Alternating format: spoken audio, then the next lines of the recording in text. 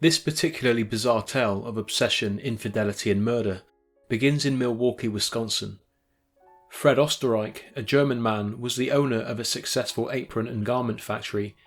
His wife Walburga, also known as Dolly, of French and German descent, also worked at the Oesterreich manufacturing company and was once described as a formidable-looking woman of robust proportions and a nymphomaniac.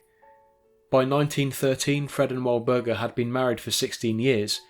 It was a strained marriage to say the least. Fred was a very wealthy man who had amassed almost $250,000 by the turn of the century, but their only child had died during the boy's teenage years. Since then, Fred had been a heavy drinker, something that was blamed for his lack of libido and poor performance in the bedroom. For a woman with a sexual appetite like the 33-year-old Walburga, the situation was intolerable, and she would eventually look elsewhere to fulfill her needs. 16-year-old Otto Sanhuber, a mechanic for the Singer sewing machine company, was often called in to fix sewing machines at the Oesterreich factory. He was a shy, quiet young man, small in stature, but most importantly for Mrs. Oesterreich, he was obedient. After several meetings over the course of a few months, a friendship blossomed between the two, and one day she requested that Otto mend a sewing machine at the Oesterreich residence. When Sanhuber arrived at the house, which he later stated was 378 11th Avenue, Walburga, donning only a dressing gown, invited him in and led him to the bedroom. As he worked on the sewing machine, she invited him to join her on the bed. Otto, who had never been with a woman in his life, must have made a good impression, because for some time after that first visit, Otto would sneak into the house whenever the opportunity arose. One may have thought that the game was up when Fred came home one day and confronted his wife. He had been told on good authority that she was seeing another man, a man that had regularly been seen entering and leaving the house whenever he was away. She insisted that Fred had been lied to, and surprisingly enough, Fred let the matter go. After all, his once discontented wife had been placid for some time, and he had no interest in stirring up trouble if there was no real proof of infidelity. Although relieved that she had dodged a bullet, Walburga knew that if she wanted to keep both Otto and her very rich husband, she needed a plan. The course of action she chose was staggeringly audacious, and it's even more surprising that Otto, even when you consider his dutiful nature, agreed to follow it. While Fred was at work one day, Otto was smuggled into the house once again. Mrs. Oesterreich led him to the attic, which was accessible through a trapdoor in the ceiling of the master bedroom, and explained that this would be his permanent living space. Less than enthusiastic about the arrangement, Sanhuber eventually agreed, even leaving his job. Young Otto was an orphan who'd had a difficult upbringing and saw little affection, so maybe this explains why he was prepared to take the risk. So the small space, which he was to call home, was furnished with the bare essentials. The plan was that the trapdoor would be locked from the inside so that Mr. Oesterreich could not enter, and Otto would remain in silence until he was out of the house. Walburga would give 3 raps on the door to let him know it was safe to venture out. He would then come and go as he pleased, to eat, exercise and have sex with Mrs. Oesterreich, but he would never leave the house. On the odd occasion, Fred would hear noises coming from the attic, noises for which his wife would always offer a natural explanation. There were also times when Fred would complain of missing food, drink and cigars.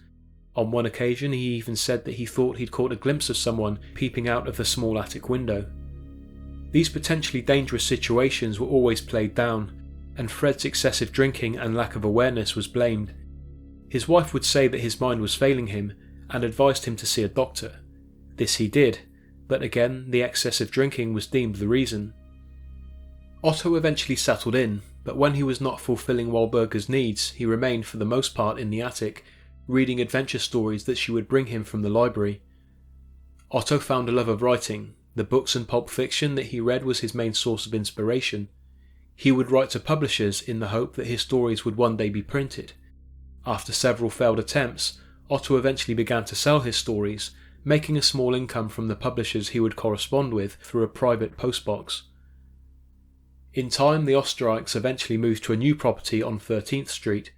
Walburga had planned ahead and chose a house with ample attic space so that Otto could move in with them. Some say that he joined her immediately, while others state that he first lived in rented accommodation and joined her in her new marital home when the time was right. They remained there for a couple of years, but when Fred's health took a bad turn, he told his wife he wanted to move house again. She tried to dissuade him, but he was adamant. The Oesterreichs moved to a much grander house this time at 593 Newport Avenue. But rather than let her beloved Otto go, Walburga again wanted to take him with her. By 1916, Walburga had grown tired of Milwaukee. She longed for a warmer climate and told Fred of her wish to move to California. Initially reluctant to leave his business behind, but aware that the change may improve his ever-declining health, he eventually agreed. Together, Walburga and Otto devised their own plan.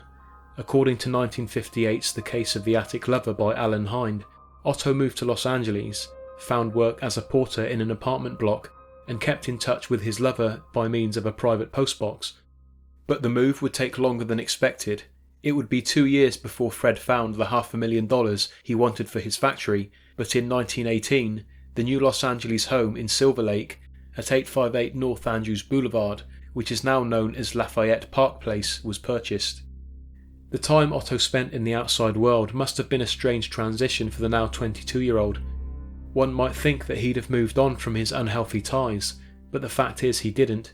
He waited patiently in Los Angeles, and on the day of the Oesterreich's arrival, he went to the First Street Bridge and secretly watched as they stepped off the train.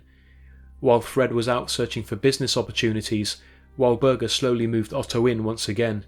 Their sordid routine would continue for another 4 years. On the evening of August 22, 1922, the Oesterreichs attended a party with friends at 84 West 10th Street.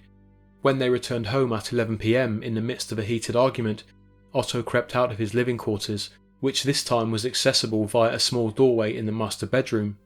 He took a loaded .25 caliber revolver which he had purchased some years before and marched downstairs to confront Fred. I should mention at this point that there are many inconsistencies with the various retellings of this story.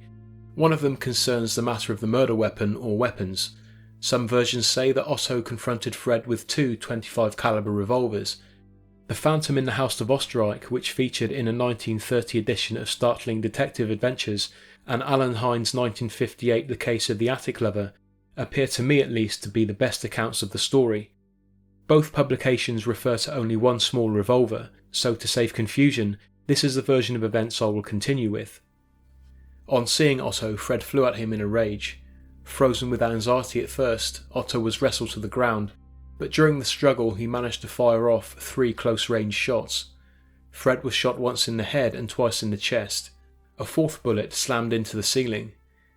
As he lay dead on the living room floor, Otto took his diamond-studded watch and handed it to Walburga, telling her that it needed to look like a burglary gone wrong. Then, taking his lover by the hand, he led her upstairs, locked her in the bedroom closet and retreated to the attic, leaving her to face the police, who had been called by neighbour Florence Lawson. Several neighbours rushed to the house and found Fred's bloodied body. They were then drawn to Walburga's screams coming from the locked closet. Described as barely conscious, Walburga claimed that an armed intruder had killed Fred before pushing her into the closet and locking her in. For what she did not know, but his watch had been taken. It was a diamond-studded expensive timepiece, so that, she said, must have been the motive. When experienced detective Herman Klein entered the house and took stock of his surroundings, Fred's grotesquely wounded body, the misplaced living room rug, an overturned chair and a discarded closet key in the upstairs hallway, he was not satisfied with Mrs. Oesterreich's version of events. He was struck by the fact that although a dozen or more neighbours had flocked to the house immediately following the gunshots, none of them saw or heard anyone fleeing the premises, and apart from the disturbed rug and overturned chair, there were no other signs of a break-in. Ultimately, though, he had insufficient evidence to hold her for the crime. During initial questioning, a hysterical Walburga protested a great deal, saying that in 25 years of marriage she and Fred had never argued. But she protested too much for Herman Klein. He said later, "Any woman that says she's never argued with her husband in 25 years is a liar." There is some confusion over what transpired in the months to come. According to the Imperial Valley Press, dated July 30th, 1923, 11 months after Fred's death, a man named Roy Klum, a film producer from Hollywood, came forward to say that several days after Fred's death, he had been asked by Walburga to dispose of a .25 caliber revolver. He said that he threw the gun into the tar pits at La Brea, 5 miles west of the Oesterreich house. A Mr. J.E. Farber also claimed that she asked him to dispose of some gun parts, which he said he buried in his backyard. Both Roy Clum and J.E. Farber took police to the spots where they had allegedly disposed of the weaponry.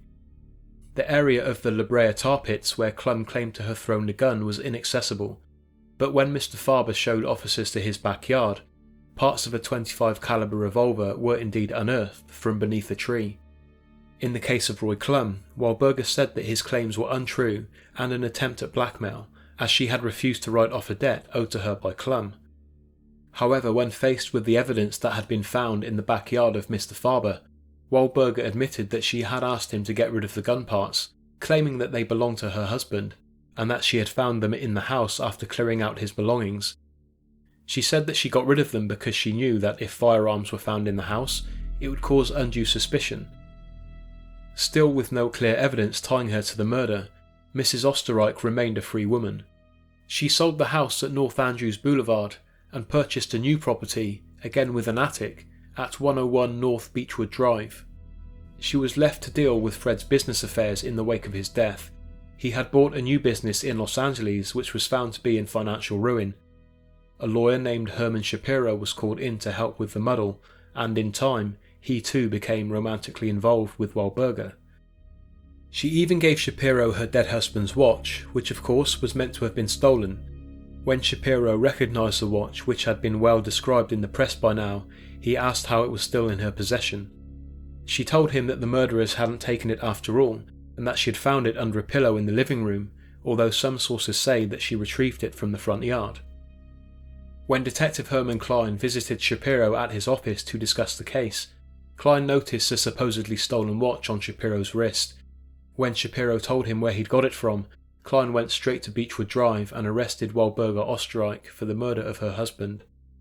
Now locked up without bail and desperately worried about Otto Sanhuber, she made a call to Herman Shapiro. She told him about Otto, but claimed that the man in the attic was her half-brother. She instructed him to go to the house, tap on the bedroom wall 3 times, and wait for him to emerge. Shapiro went to the house and on entering the bedroom, noticed a small open doorway in the wall. He whistled to attract attention. Moments later, Sanhuber emerged from the attic space and greeted Shapiro. "Hello, Herman, please don't be afraid of me," he said. During that meeting, which Shapiro described as an anxious and bizarre occasion, Otto spoke candidly. He told the lawyer about his relationship with Walburga, and was moved to tears when he spoke of his love for her. Shapiro listened, took notes, and called upon the services of a lawyer named Frank Dominguez, who advised that Otto should leave Los Angeles as soon as possible. In 1923, with the help of Shapiro, Otto Sanhuber moved to Portland, Oregon, although there are accounts which say he first went to Vancouver. Frank Dominguez then went to the district attorney and demanded the release of Walburga, and he got it. Shortly thereafter, she inherited what was left of her husband's estate and settled in with Herman Shapiro at 101 Beechwood Drive. By 1930, Otto Sanhuber, who had married in Portland, Oregon under the name of Walter Klein, had returned to Los Angeles with his wife Matilda. He had remained in contact with Herman Shapiro, the man who had been so helpful in his escape, but by now the relationship between Shapiro and Oesterreich had turned sour. They had fallen out over finances and, according to Shapiro, she had threatened his life. This is when he turned to the police. He signed an affidavit and told all he knew about Fred Ostriker's killer. He gave the details of Sanhuber's confession to Detective Herman Klein and the fact that he had returned to Los Angeles under the name Walter Klein. It turns out that Otto Sanhuber had been so impressed by the detective heading the case that he took his name after fleeing Los Angeles, thinking that it was spelt Klein. Sanhuber, aka Walter Klein, was eventually traced to an apartment building where he worked as a janitor. When Sanhuber's wife Matilda was approached, she explained that the two had met in a hospital in Portland where she had worked as a stenographer and had cared for him. Before they had married in May of 1924, he told her that his illness had caused amnesia and that he had few recollections of his past life. When Otto was arrested, he denied any knowledge of Walburga Oesterreich, maintained that his name was Walter Klein, and convinced his wife that it was a simple case of mistaken identity. Sanhuber's fingerprints were taken, but when it came to comparing them to the prints taken from the handle on the closet, the records could not be found. Despite this apparent setback, Hermann Klein confronted Sanhuber and lied, telling him that his fingerprints were a match. Otto caved at this apparent revelation and repeated the confession that he had given Shapiro years earlier. In April of 1930, both Walburga and Otto were charged with murder and jailed whilst awaiting their separate trials. Otto made an insanity plea, and on April 25th, he was transferred from jail to a psychiatric ward where he was assessed by 6 doctors who all concluded that he was sane. At his trial, Otto explained that he had feared for Walburga's life on that fateful night in 1922. These fears were not unfounded, he said, as they'd had many violent arguments in the past, and it was this that led him to purchasing the gun years earlier. He explained what happened when he arrived in the hallway and came face to face with Fred. It was his life or mine, I was certain of that. Finally I got him with a lucky shot in the head. This diagram, which was featured in Startling Detective Adventures, shows the layout of 858 North Andrews Boulevard and the route thought to have been taken by Sanhuber after killing Fred Ostriker. During his address to the jury, Sanhuber's defence attorney Earl Wakeman, who had never lost a murder case, spoke of Otto when he first met Mrs. Oesterreich. He said, "He was a mere boy with a 6th grade education. He was motherless and homeless." The jury, stunned at what they were being told as the story unfolded, decided that a bewildered Otto had fired bullets into Fred Ostriker out of fear, and they put forward a verdict of manslaughter. As there was a 3-year statute of limitations for that crime, Sanhuber was able to walk out of the court and back to his forgiving wife a free man. When the now 50-year-old Walburga faced her jury in August with one of the best defences money could buy in famed lawyer Jerry Geyser, she blamed everything on Otto, portrayed him as an abusive man who lived off of her for years, and used her own sex addiction to his advantage. She told a partial truth regarding the night of August 22nd, stating that Otto had shot Fred, but there had been no argument. Her husband had pushed her in the closet and locked it, she said. She thought it was a practical joke at first, but then heard gunshots and fainted. She claimed that she didn't tell the truth to begin with because she didn't want her affair to be made public. Walburga's trial ended with a hung jury, which was helped by the statement of her neighbour Cora Norton, who said that she had heard Walburga screaming Fred's name. She was released on bail, but the indictment remained while the state tried to find more evidence. They could not, and the case was eventually dropped in 1936. Otto Sanhuber, aka Walter Klein, was never heard from again. In the years immediately following her trial, Walburga fell on hard times. In the early 1940s, she was known to have been living in the Wiltshire district of LA with a man named Ray Burt Hendrick. During her association with Hendrick, Walburga was handed an alienation lawsuit by his wife. Mrs. Hendrick claimed that her husband had been seduced by Oesterreich and alienated from his marriage. The $300,000 lawsuit was eventually settled out of court. Walburga Oesterreich and Ray Hendrick lived together for many years, but did not marry until 1961. The press was present when the marital papers were signed. By now she was 81 years old and so frail that she was helped to her feet after collapsing at the Marriage License Bureau. 2 weeks after the marriage, Walburga died in her sleep. Her last will and testament, dated 1953, read that her estate go to her new husband. The will gave no mention of Otto Sanhuber.